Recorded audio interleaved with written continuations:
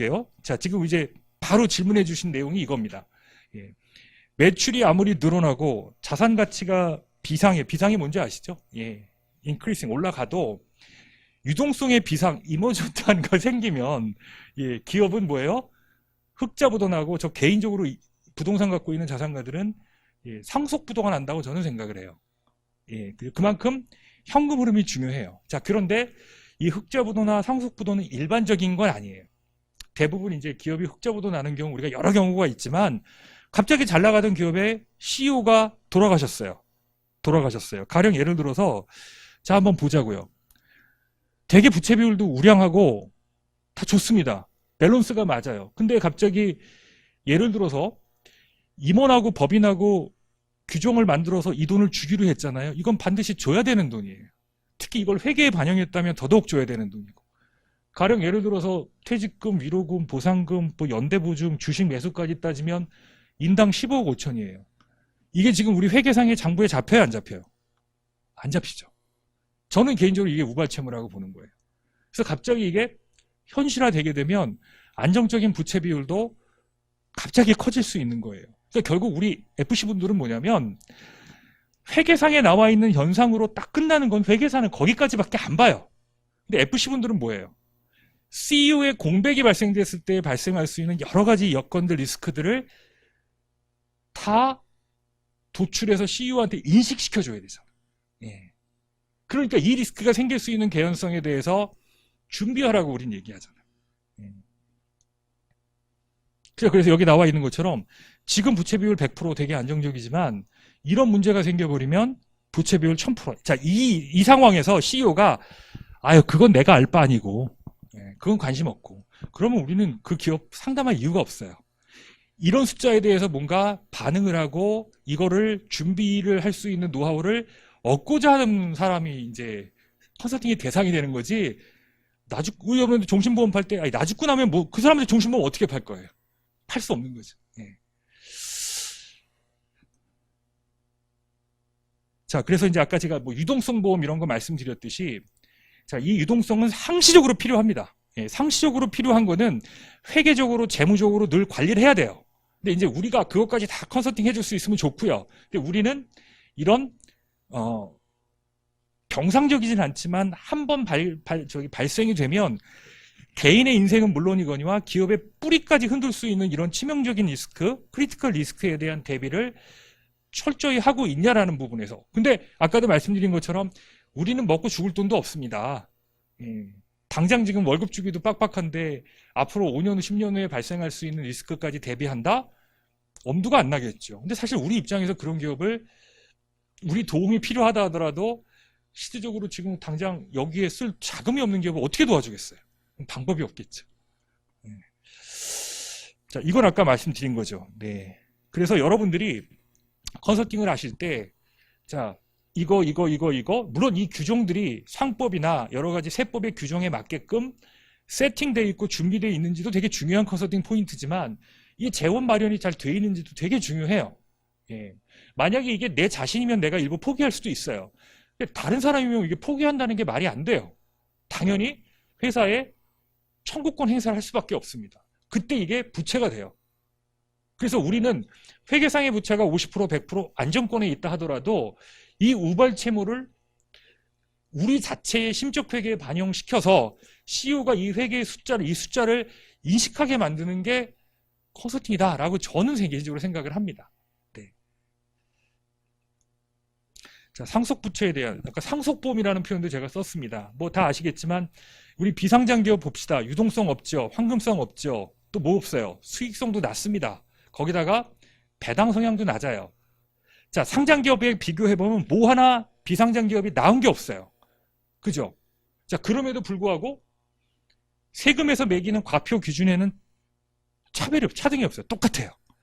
비상장 주식 100억 갖고 있나 상장 주식 100억으로 평가되나 내가 납부하는 세금은 과표는 동일하다. 이건 비상장이니까 거래가 안 되니까 수익이 낮으니까 너는 과표를 내 30% 깎아줄게. 이런 혜택이 있어요, 없어요? 없다는 거예요. 예. 그래서 우리가 명목상의 상속세율은 50% 맞죠? 그런데 현금 부자는 50%가 맞아요. 왜? 100억 중에 50억 세금 내면 50억 남잖아요. 근데 비상장 주식 50억 갖고 100억 갖고 있는 사장이 죽었어요. 이 사람도 50억 내야 됩니다. 근데 가지고 있는 돈이 10억밖에 안 돼요. 그러면 이 사람이 느끼는 체감세율은 500%인 거예요. 왜 법인세도 사장들이 되게 납부하기 부담스러워 할까요? 돈은 아직 안 들어왔는데 20% 세금 내래. 그럼 이 사람한테는 이 20%가 명목상의 20%지만 체감적으로는 몇 프로로 느껴져요? 200%로 느껴지는 거예요. 이해가 되시죠? 예. 그러니까 돈이 잘 돌아가는 기업은 10%, 20% 법인세율이 그냥 실질세율이에요. 체감세율이고.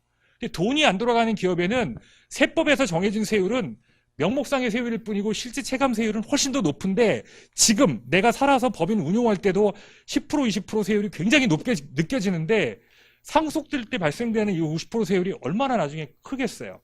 그래서 우리는 이 내가 느끼는 체감세율 500%, 1000%를 실질 현금 부자가 느끼는 체감세율인 50%로 맞춰주는 게 우리 일인 거예요.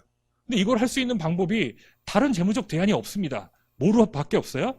보험을밖에 해결이 없어요. 이걸 보험의 다른 방법으로 해결할 수 있다면 노벨상 받겠죠. 답이 없다는 거죠. 자, 예전에 한번 그 금호그룹 회장님이 돌아가셨습니다. 예, 돌아가셔서 그때 금호 한 2천억 세금 나온 거 다 아시죠? 네. 그래서 그때 신문 기사를 보면 상속세를 납부하기 위해서 주식 매각, 담보대출, 배당 등을 활용할 예정이다. 이렇게 나와 있습니다.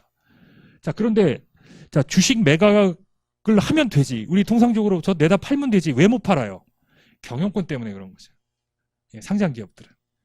예, 그래서 이론적으로는 내가 상장을 하면 다 이룬 것 같지만 함부로 자산 처분이 쉽지 않아요. 이번에 뭐 카카오 관련된 뭐 대표 하나도 스톡옵션 행사했다가 뭐 여론의 문매를 받고 바로 그만뒀잖아요. 그러니까 이게 이론의 얘기와 현실하고는 좀 갭이 있어요.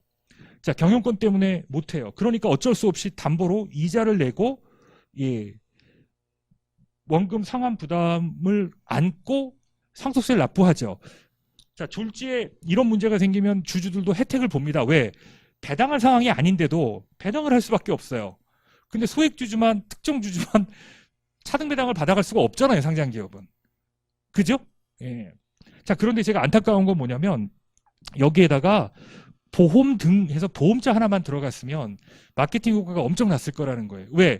이분이 상속세가 2천억이지만 200억 정도 아니면 100억 정도만 보험으로 해지할 수 있는 내용이 여기 들어가 있었더라면 사실은 재벌 회장들 대상으로 여러분들이 마케팅을 했어도 될 뻔했던 거예요. 개인적으로. 그러면 당연히 이 비용이 상당히 들었을 거고요. 이 리스크도 상당히 들었을 거라는 거죠.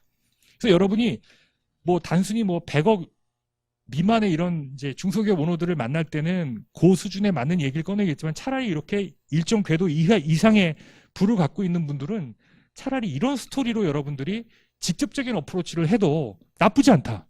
예.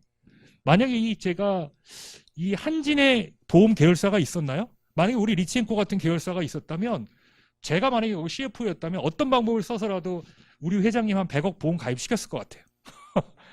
그게 이제 다른 계약자들한테 어떤 피해가 될지는 논외로 하고. 자, 유류분 보험이라는 거는 나는 성실한 첫째한테 건물을 넘겨주고 싶은데 이 철없는 둘째 60만 원 셋째 때문에 마음에 늘 부담감이 있잖아요. 유류분 문제 때문에 그런 거죠. 그죠?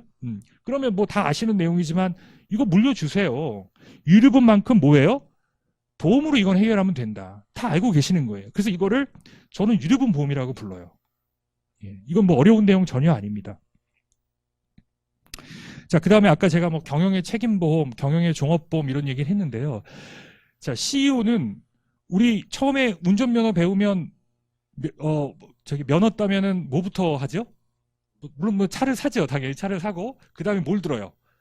책임보험을 들죠. 책임보험은 내가 들기 싫어서 안 들 수 있어요? 선택이에요? 필수예요?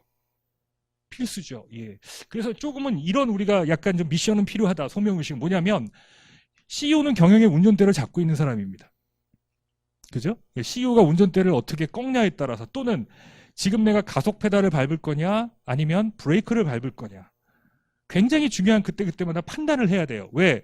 그 판단을 한번 잘못하면 그 차에 타고 있는 많은 승객들, 예, 운전자 포함해서 생명이 걸려 있는 거예요. 기업도 마찬가지라고 저는 생각이 들어요. 그래서 이제 외형 확대와 과속을 반복하다 보면 뭐 이런 이제 행위들을 많이 하게 돼 있죠. 자, 그래서 저는 이제 경영의 운전대를 잡게 되면 기본적으로 잘 보세요, 여러분들. 생업이 있고 사업이 있죠. 근로자들은 대부분이 생업을 위해서 거기에 근로를 제공하고 돈을 받는 사람이에요. 그죠? 리스크를 절대적으로 싫어합니다. 그죠? 사업은 어떤가요? 예. 사업 이꼬르 리스크예요. 그죠? 그래서 저는 개인적으로 뭐냐면 적어도 사업을 하시는 분들은 생업에서 나오는 캐시플로우 정도는 어떤 방법으로든 대비를 해놔야 된다는 거예요. 그래서 저는 어떤 표현을 쓰냐면 생사분리라는 표현을 씁니다. 하지만 별도로 내가 생업을 사업하시는 오너분들이 생업을 하기 위한 별도의 직업을 갖거나 사업을 다시 할 수는 없잖아요. 예, 그래서 저는 그 부분을 경영의 책임보험이라는 어떤 그런 통칭을 써서 이건 가족 중심의 뭔가 최소한의 대비를 해야 된다고. 그 다음에 회사가 커지면 근로자나 투자자나 거래처에 대한 이해관계가 있잖아요. CEO가 갑자기 사라져버리면 이 사람들이 다 뭐예요? 잠재적인 청구자가 되는 거예요. 그래서 이 사람들이 내가 없더라도 이 사람들이 협심해서 기업을 이끌어갈 수 있게 구심점이 돼서 기업을 이끌어가게 할 수 있는 역할로서 이제 종합보험을 얘기하는 거고요. 더 나아가서 이제 상속 문제까지 케어를 한다면 이제 경영에 저는 이제 운전자 보험, 보험 보통 선배에서 이렇게 가입하죠. 책임보험 들고 뭐 들어요? 종합보험 들고 그다음 뭐 들어요? 운전자 보험 들잖아요. 예, 그 컨셉을 제가 한번 스토리로 이렇게 좀 담아본 겁니다. 예. 자, 그다음에 가끔 이제 이렇게 경영인 정기보험 들면 비용 처리 됩니까? 안 됩니까? 뭐 이걸 세무사는 됩니다? 안 됩니다? 우리 본질적으로 한번 따져보자고요. 자, 공장에 불 나와서 다 타버렸어요. 2억 한 2,800만 원 손해 났답니다. 저거 비용 처리 된다는 거에 아무도 불만이 없어요. 이의 제기가 없습니다. 자, 근데 어떤 게 더 크리티컬해요? 우리가 만나는 현장의 중소기업 오너들은 대부분 1인 사역을 합니다. 이 사람 하나 없어지면 저게 공이 하나 더 붙는 손실이 기업에 발생이 돼요. 그러니까 위험의 본질을 따지면 누가 더 기업에 치명적이에요? 이게 개인의 일신이 아니잖아요. 예. 자, 이 얘기는 뭐냐면 중소기업의 오너의 존재감이라는 이렇다는 거예요. 자, 이 사람이 곱하기가 원래 우리가 수학에서 산식은 99죠. 근데 제가 왜 마이너스 99라고 그랬어요? 이 사람이 아주 그릇되거나 잘못된, 지난번에 어저께인가 뭐 그 신세계 회장 하다가 인터넷 하다가 SNS 하다가 지금 올해 신세계 오늘 주가 몇 프로 폭락했어요? 7% 폭락했다 그러잖아요. 불안한 거지, 주주들이. 예. 그만큼 오너의 존재감이 막중하다는 걸 제가 이제 숫자로 표현한 거예요. 자, 만약에 이 사람이 사라졌어, 없어요. 순간 제로가 되거나. 그러면 우리 컨설팅의 목표는 뭐냐? 이 사람이 없더라도 수학적 산식에 부합하게 만드는 거예요. 이해가 되세요? 이렇게 돼야 CEO도 행복한 CEO가 돼요. 내가 없더라도 기업이 굴러갈 수 있게 만들어놔야 CEO도 본인의 은퇴 후의 삶을 계획할 수가 있잖아요. CEO 플랜의 목적이 전 여기 있다고 보는 거예요. 예. 자, 그래서 CEO 의존도가 절대적인 중소기업의 CEO의 공백에 대한 리스크를 이렇게 제가 한번 도식을 해봤고, 이런 관점에서 아까 앞에 말씀드린 것처럼 그 위험의 본질을 따지면 이게 세법적인 재단으로 되냐 안 되냐를 논란을 따지는 게 굉장히 말이 안 된다는 거예요. 개인적으로 보면. 예. 자, 그리고 제가 아까 이제 마지막에 CEO 재활보험이라는 표현을 썼어요. CEO 재활보험. 우리 옛날에 우리 선배들, 선조들 보면 아무리 배가 고파도 모내기 벽시는 먹지 않았다고 하더라고요. 예. 자, 그리고 우리 가끔 실패하신 분들 보면 야, 실패도 자산이니까 열심히 해. 이게 저는 개인적으로 심리적 진통제라고 하는데 필요 없죠. 예. 차라리 나한테 100만 원 열심히 더 해보라고 도움을 주는 지인이 훨씬 더 고맙죠. 그죠? 예. 자, 실패가 자산이 되려면 재기를 위한 최소한의 종잣돈이 있어야 되는데 이거 남한테 의존하지 말고 내 스스로 만들 수 있는 방법을 한번 찾아보자라는 거예요. 자, 그래서 자, 유일하게 여러 가지 계정 항목 중에서 장부상으로는 이렇게 비용으로 떨 수 있고 반면에 밖에서는 자산으로 무럭무럭 자라요. 예, 이런 구조를 짤 수 있는 게 유일하게 이 아이템밖에 없어요. 예, 다른 게 없습니다. 내가 뭐 이걸 샀는데 이걸 사는 순간 이건 비용 떨고 이게 나가서 자산이 됩니까? 안 되잖아요. 예. 유일하게. 자, 근데 여기서 내가 그럼 나중에 이 자산을 다시 법인으로 산입시킬 때 이게 더 크냐 이게 더 크냐는 지금 알 수가 없어요. 그죠? 만약에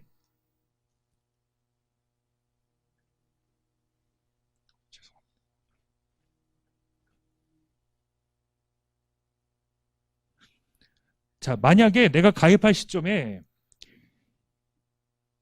A가 더 큰 상황이 될 수도 있죠.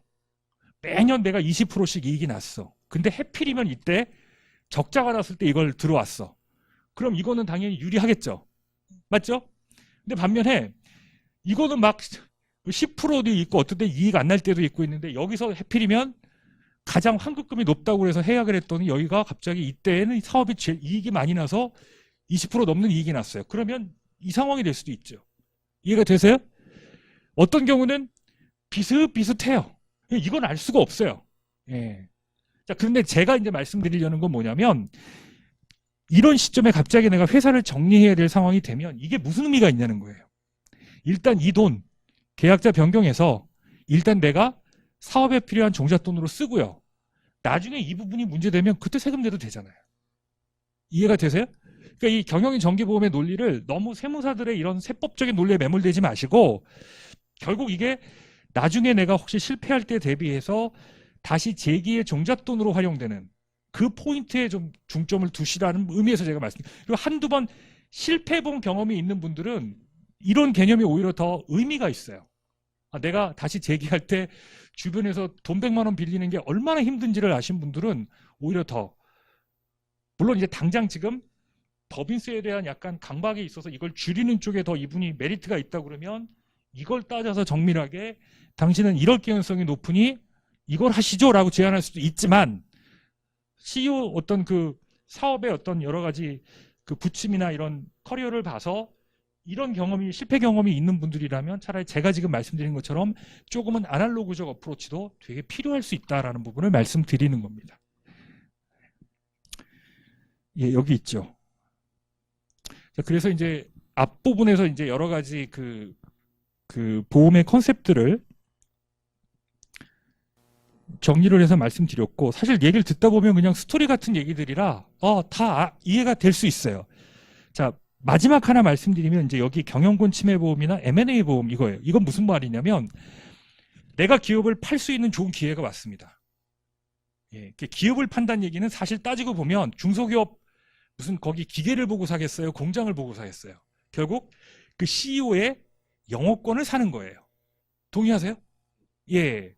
자, 그런데 갑자기 이 사람이 100억 주고 샀는데 2, 3개월, 2, 3년 만에 이 사장이 죽거나 기여를 할 수 없는 상황이 생겨버리면 어떻게 되겠어요? 그 100억 주고 그 기업의 권리를 M&A를 한 그 주주들은 피박살이 나는 거지. 이해가 되세요? 예. 그러면 적어도 5년 정도는 당신이 어느 정도 인계한 인수한 기업에서 어느 정도 그 승계를 받고 기업을 안착시킬 때까지는 3년에서 5년을 근무해 달라. 그죠? 그 안에 발생하는 주주들의 손실은 케어를 충분히 해줄 수 있는 거죠. 그래서 그걸 제가 일종의 M&A 보험이라고 불러요. 예. 실제 이렇게 제안을 해서 성과가 나온 경험도 저는 있어요. 개인적으로. M&A에 관심이 많아서 제가 M&A도 간혹 이렇게 중계를 하긴 하는데 예. 그래서 M&A 사이에서도 보험이라는 편익이 개입될 수 있는 여지가 충분히 있다는 거예요. 물론 그 CEO가 없어도 주주들이 기업을 사서 전문 경영인이 투입되면 바로 문제없이 지나가는 기업이 있죠. 근데 이건 큰 상장 기업들이나 가능하지 조그만 중소기업은 그 오너가 사라져버리면 그냥 바로 기업 가치는 일전직하하는 경우가 많이 있기 때문에 그런 거예요.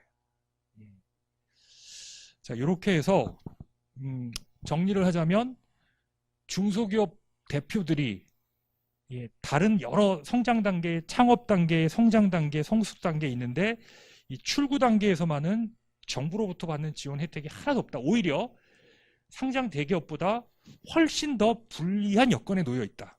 이 불리한 여건을 극복하는 방법은 조조익선, 미리미리 일찍 대비하는 수 외엔 답이 없다는 거예요. 답이 없다. 예. 그 타이밍을 늦출수록 사후 대처 비용이 많이 든다라는 거. 그리고 지금 말씀드린 것처럼 그런 단계별로 CEO 문제를 해결하는 데 있어서 보험이 굉장히 중요한 역할을 한다. 예, 그래서 그 솔루션과 바로 보험을 연결하는 여러분들이 그 스토리를 좀 잘 구성을 해달라라는 게 이제 제 강의의 요지였습니다. 네. 자, 제 강의 마쳐도 될까요? 네.